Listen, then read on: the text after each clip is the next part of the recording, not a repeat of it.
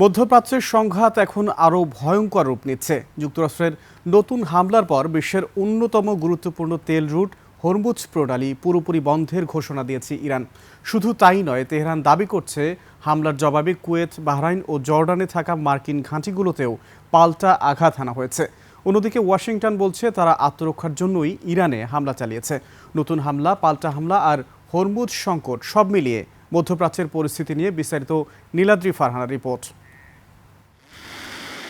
টানা দ্বিতীয় দিনের মতো ইরানে হামলা চালিয়েছে যুক্তরাষ্ট্র। মার্কিন সেন্ট্রাল কমান্ড জানিয়েছে ইরানের একাধিক লক্ষ্যবস্তুতে আত্মরক্ষামূলক হামলা চালানো হয়। তাদের দাবি, ইরানে চলমান আগ্রাসনের জবাব দিতেই এই হামলা। হামলার পর ইরানের বিভিন্ন এলাকায় বিস্ফোরণের খবর নিশ্চিত করেছে স্থানীয় গণমাধ্যম। বন্দর আব্বাস, কেশম দ্বীপ, মিনাব ও সিরিক সহ কয়েকটি এলাকায় বিস্ফোরণের শব্দ শোনা গেছে। হামলার পর কঠোর বার্তা দেন ডোনাল্ড ট্রাম্প। তিনি দাবি করেন ৪৯টি টমাহক ক্ষেপণাস্ত্র দিয়ে ইরানের বিভিন্ন লক্ষ্যবস্তুতে আঘাত করা হয়েছে। দ্রুত সমঝোতা না এলে নতুন করে হামলা হতে পারে বলেও হুঁশিয়ারি দেন তিনি। এরপরই আসে সবচেয়ে বড় সিদ্ধান্ত। হরমুজ প্রণালী পুরোপুরি বন্ধের ঘোষণা দেয় ইরানের সামরিক নেতৃত্ব।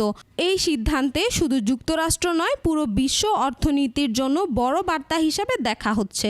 ইরানের বিপ্লবী গার্ড বাহিনী IRGC দাবি করছে প্রণালী অতিক্রমের চেষ্টা করা দুটি জাহাজকেও তারা লক্ষ্যবস্তু করেছে। হরমুজ বন্ধ ঘোষণার পাশাপাশি পাল্টা হামলাও দাবি করে ইরান। IRGC জানিয়েছে যুক্তরাষ্ট্রের সাম্প্রতিক হামলার জবাবে কুয়েত, বাহরাইন ও জর্ডানে থাকা মার্কিন সামরিক ঘাঁটিগুলোকে লক্ষ্য করে অভিযান চালানো হয়। এদিকে যুক্তরাষ্ট্র বলছে সামরিক চাপ দিয়ে ইরানকে আবার আলোচনার টেবিলে ফেরাতে চায় তারা। অন্যদিকে ইরান বলছে হামলার মুখে তারা মাথা নত করবে না।